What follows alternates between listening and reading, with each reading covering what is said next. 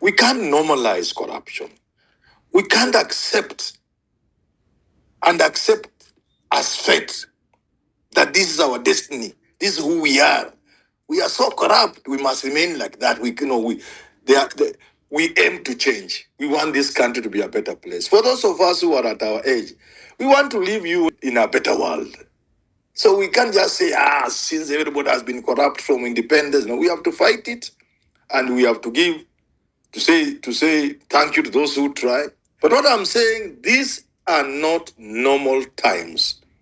These are not normal times which you can give normal explanations. For example, the question I raised on the voter register is a very fundamental question, because the issue of the register will keep coming up, because at the center of any election is the voter's role. You get it wrong there, you can't get anything else right.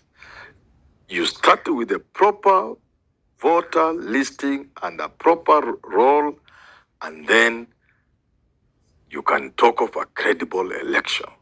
I'm not sure there's any law that makes it impossible for us to go clean and start with another register. And even if there was a law by implication, because when the law talks of auditing or continuous, it implies there's an existing one.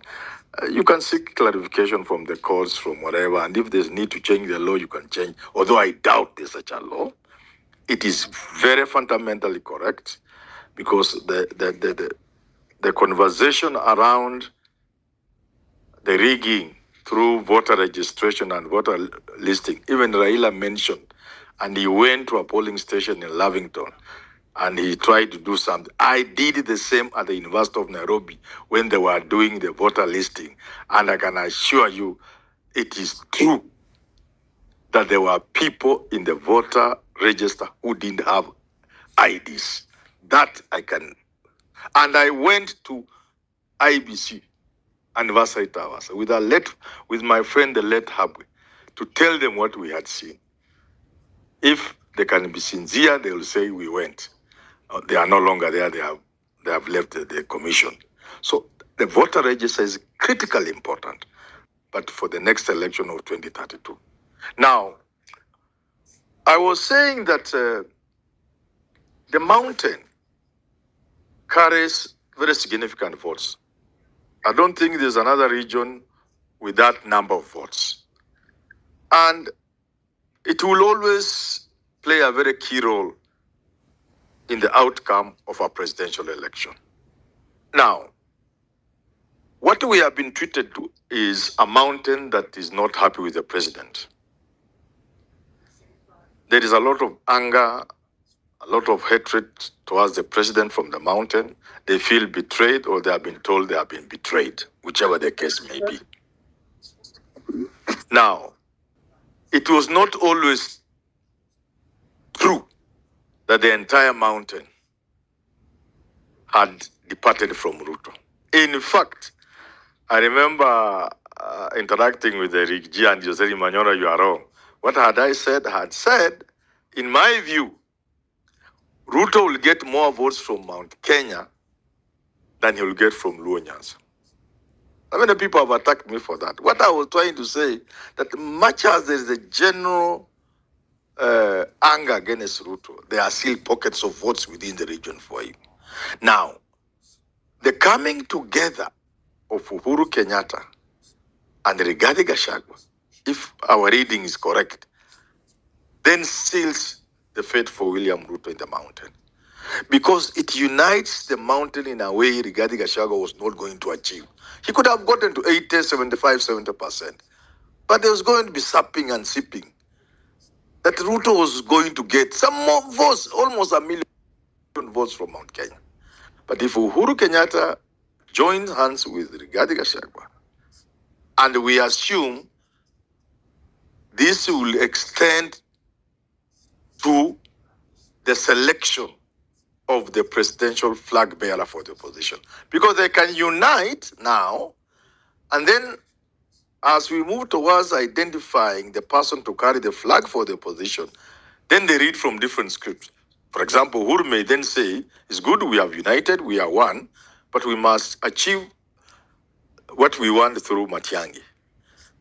And Gachagua says, no, we can only achieve this through Kalonzo. If that doesn't happen, if on top of this unity we are seeing, they are able to agree on whoever it is the opposition will be putting forward as the presidential flag bearer, then I find it something that's going to hit Ruto, being something that will hit Ruto fairly badly.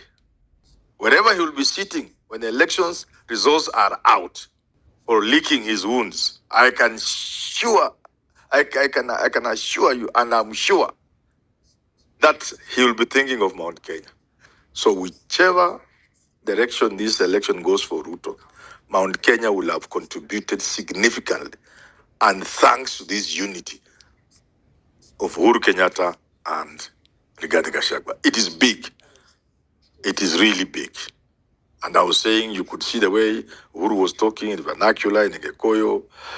He's talking about the ground. You know, when somebody is talking about the ground, it is not lost to Uhuru that the ground is DCP. When he goes ahead to touch the ear, he knows that is DCP. And that is really moving towards Gachagua. And the two, you could see, they seem to now, whatever difference that might have been, they must have agreed and decided this, in the interest of the aim we have of removing Ruto, this we have to put aside. That was what I was trying to say. What we are hearing and witnessing is Kikuyu phobia.